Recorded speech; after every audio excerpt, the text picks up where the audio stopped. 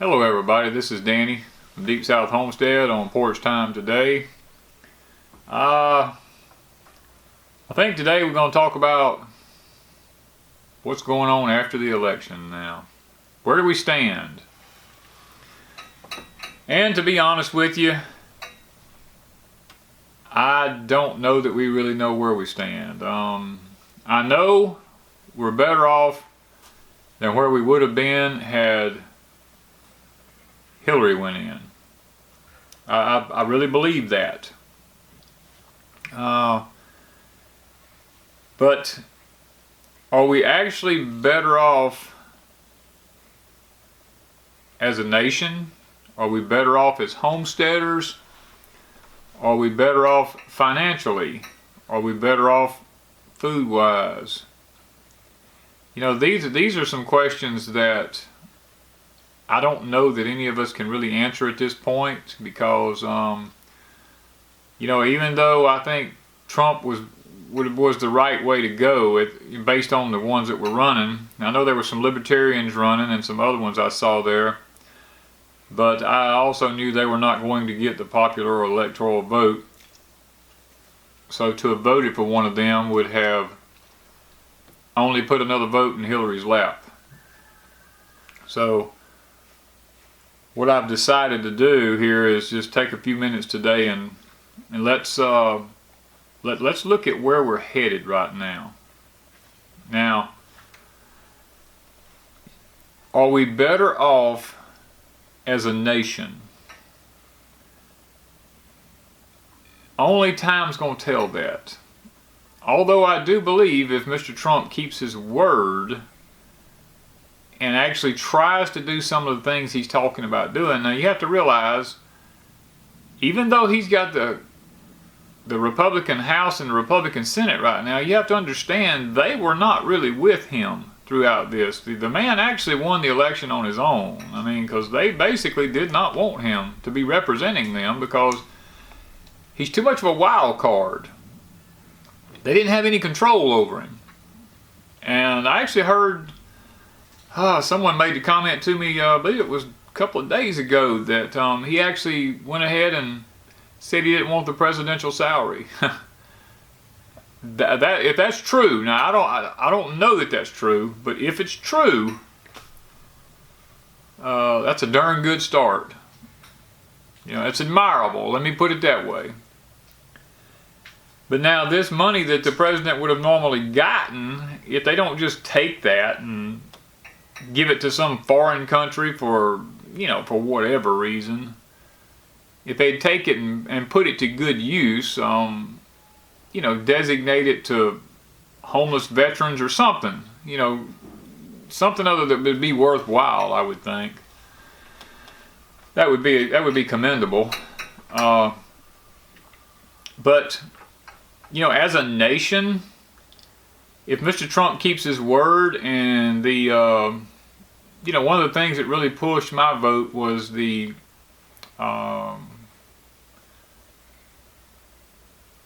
judges.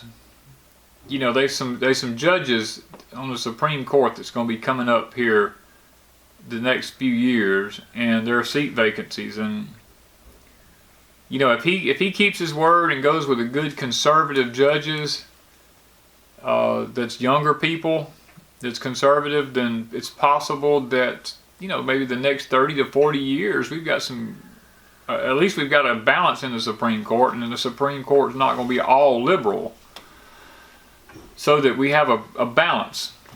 Maybe we can make some good decisions on laws and stuff like that that needs to be looked at, and I'm encouraged by that. So that's one of the whole aspects I voted the way I did, and I did vote for Trump, was because I wasn't looking at him as an individual. I was looking at his possible cabinet members and the vice presidency and things like that, because they're, you know, you have to not think about who's going to be president. You got to look at the vice president, because there's no guarantees that the president will serve his full terms. Anything could happen.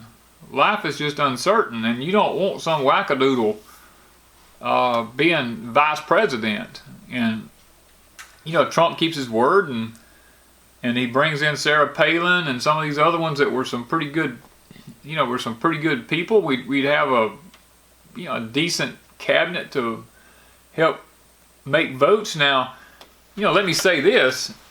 I know that being they're Republican and being they're extremely conservative, it's going to upset a lot of people, because a lot of the ability to get things as freely as you always have, a lot of the giveaway programs may start phasing out.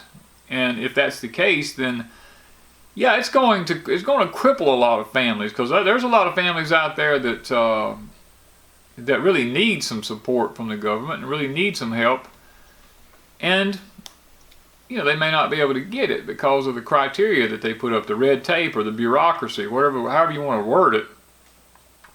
But as a nation, I think if Mr. Trump keeps his word, I think as a nation we might, I don't know if there's such thing as saying we might get some of our sovereignty back, because I feel like the past presidencies has really just done away with that. So it's possible that we could rebound a little bit. I don't think that it's going to be possible, because you see that the deficit that we have now, I looked at a thing the other day, it's somewhere between 17 and 21 trillion dollars. The true debt, let me put it that way, as far as I could tell. People, there's no way to pay that back. There's not enough GDP out there to pay that back. Not with the outsourcing of all of our jobs like we have to foreign countries. With CAFTA and NAFTA and all this North American Free Trade Agreement stuff. That was probably some of our worst mistakes we could have ever made. Because when we took things out of the hands of the American people and put it into the hands of foreign people for the sake of the almighty dollar, that really crippled our nation when we done that. Even though I know they were trying to create international trade and try to set up some sort of one world global economy, it has proven to be a failure. And I'm hoping that Mr. Trump, if he would keep his word, would bring some of these jobs back to America, and possibly, if we could.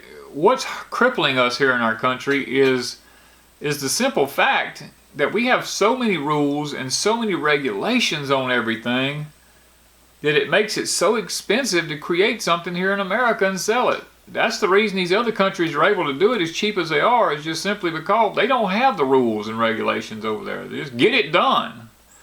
Like the old saying, get her done. I mean, that's the way they look at it. And those people don't mind working long, hard hours for smaller pay. They're just happy to be doing something. And here in America, we used to have that spirit until prosperity got involved. And we thought, and prices of everything went sky high. Housing prices, land prices, everything. Car prices, gas prices, you name it. Groceries, insurances, all the things that people think they got to have to keep up with the Joneses, so to speak, is what's driven all this so sky high. Medical, health care, all these things. We've moneyed ourselves to death here, to be honest with you. So will Trump make us a better nation? Time will tell. Maybe on Porch Time this time next year, we'll answer that. We'll kind of look and see where we've been going. But will it benefit us as homesteaders? The only way I see that any of this is going to really benefit us as homesteaders is if some of the rules and regulations that has to do with like, I'll use it for instance, like the cottage laws, about people's ability to sell things that's made on their farm. If we could get a break on some of this stuff, because that's the kind of ways that small farms, make their money. We as small farmers, we got lizards in the leaves down here making all kind of noise. We make some of our income by selling things from our farm. If some of these laws were relaxed and give us a little bit more freedom, then I could see where that would help the homesteader out. If the prices of with land was to come down, if some of the rules and regulations that some of the water laws, if they were kind of released a little bit, maybe not quite so stiff, and give people a little bit more freedom with their land to do some things, some of the restrictions on the land, maybe some of those things are lifted, and just prices of feed and the machinery, stuff like that, where we could operate our farms more efficiently on smaller budgets, then I could see where this would help the homesteader. And I'm hoping for those things. I'm hoping that we're going to be able to get some of those things done now that we maybe have a voice. Let's put it that way. Still no guarantees, on that.